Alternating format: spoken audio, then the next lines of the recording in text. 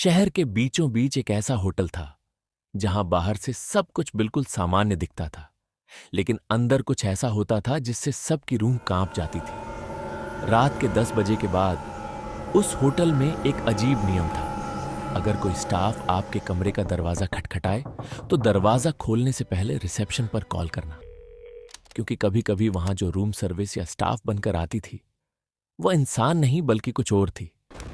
रात 10 बजे के बाद एक अजीब घटना होती थी जिसने धीरे धीरे डर का माहौल पैदा कर दिया था।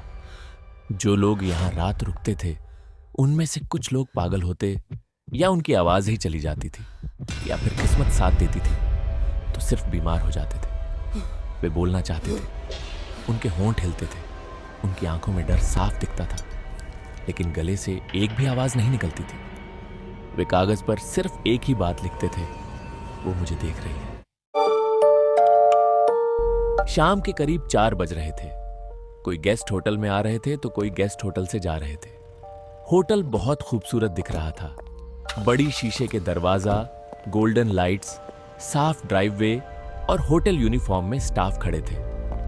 तभी होटल में एक कपल आते हैं। लड़का थोड़ा टायर्ड लगता है, जैसे लंबा सफर करके आया हो। लड़की होटल को देखकर खुश होती है। लड़की धीरे से बोलती है, होटल तो काफी अच्छा लग रहा है। लड़का मुस्कुराकर कहता है, हाँ, बस जल्दी से रूम मिल जाए, बहुत थक गया हूं। दोनों अपना लगेज लेकर रिसेप्शन की तरफ जाते हैं। रिसेप्शन पर स्टाफ मुस्कुराते हुए उनका वेलकम करता है। Receptionist, good evening, welcome to the hotel. लड़का आईडी देता है और कहता है, रूम चाहिए था आज रात के लिए। रिसेप्शनिस्ट कंप्यूटर में चेक करता है। कुछ सेकंड्स बाद वो कहता है, सर, रूम अवेलेबल है। लड़की लड़का खुश हो जाते हैं कि रूम मिल गया है। रिसेप्शनिस्ट 408 रूम नंबर की कार्ड निकालकर कपल को दे देता है।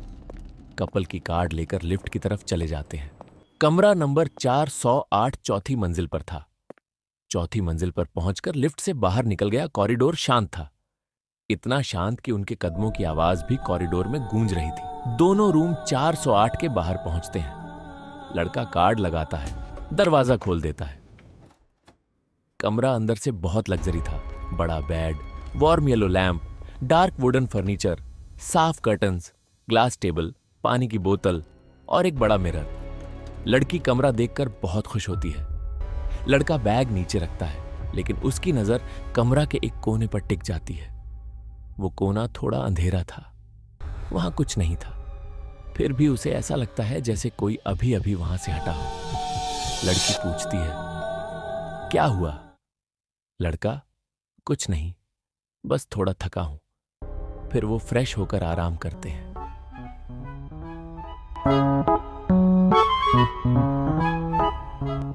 रात 8 बजे रूम सर्विस खाना लेकर आती है। स्टाफ खाना और बिल देती है और चली जाती है। दोनों रात का खाना खाते हैं। इस बार सब नॉर्मल होता है।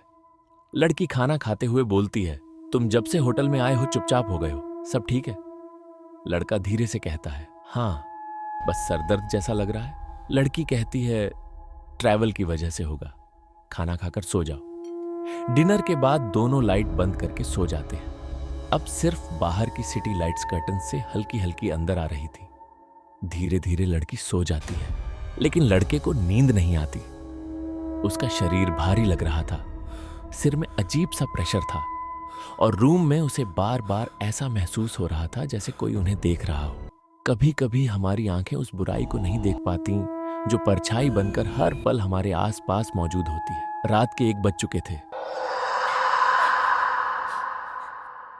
अचानक लड़के की आंख खुलती है।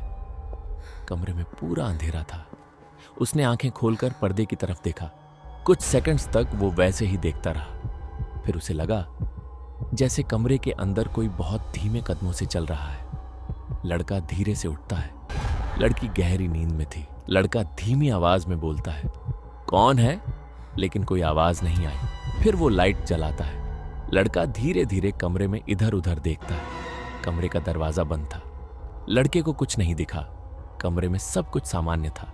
लड़का खुद से धीरे से बोलता है, शायद मुझे भ्रम हो रहा होगा। तभी लड़की नींद में करवट बदलती है और आधी नींद में पूछती है, क्या हुआ? लड़का बोलता है, कुछ नहीं, पानी पी रहा था। वो पानी पीकर लाइट बंद करता है। और फिर से लेट जाता है। सुबह कपल घबराए हुए रिसेप्शन पर आता है और लड़का रिसेप्शनिस्ट से रात की पूरी घटना बताता है। रिसेप्शनिस्ट मुस्कुराकर बोलता है, सर, शायद आपको गलतफहमी हुई है, हमारे होटल में ऐसा कुछ नहीं है। कपल ज्यादा बहस नहीं करता, वे पेमेंट करके जल्दी जल्दी होटल से निकल जाते हैं।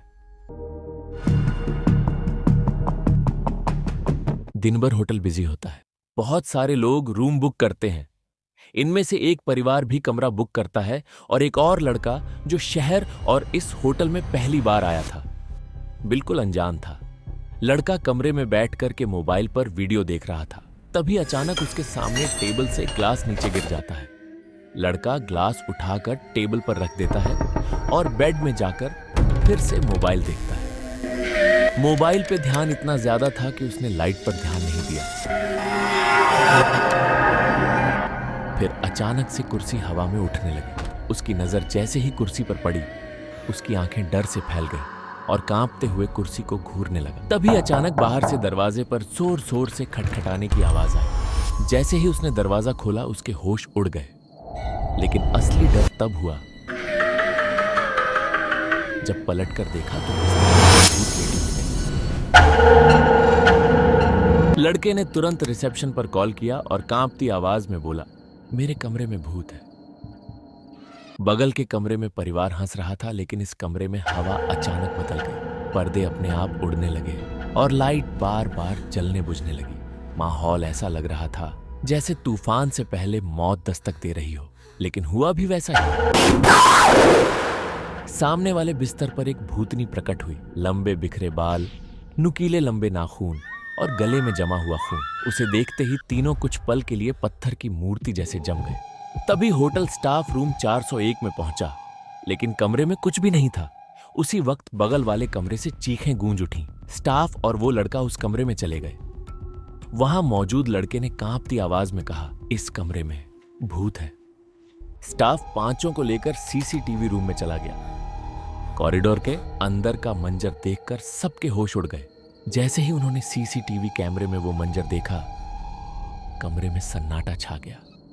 सबके चेहरे पर हवाइयां उड़ने लगी, शरीर पसीने से तर हो गया और उनकी आंखें डर से खुली कि खुली रह गई। पूरे होटल में दहशत फैल चुकी थी। कॉरिडोर में खड़े सब लोग सांस रोके एक ही तरफ देख रहे थे। अचानक पूरे होटल की लाइट बंद हो गई। हर तरफ घना अंधेरा छा गया। कुछ सेकंड बाद रूम 401 के अंदर से एक डरावनी आवाज गूंजी, कोई नहीं बचेगा।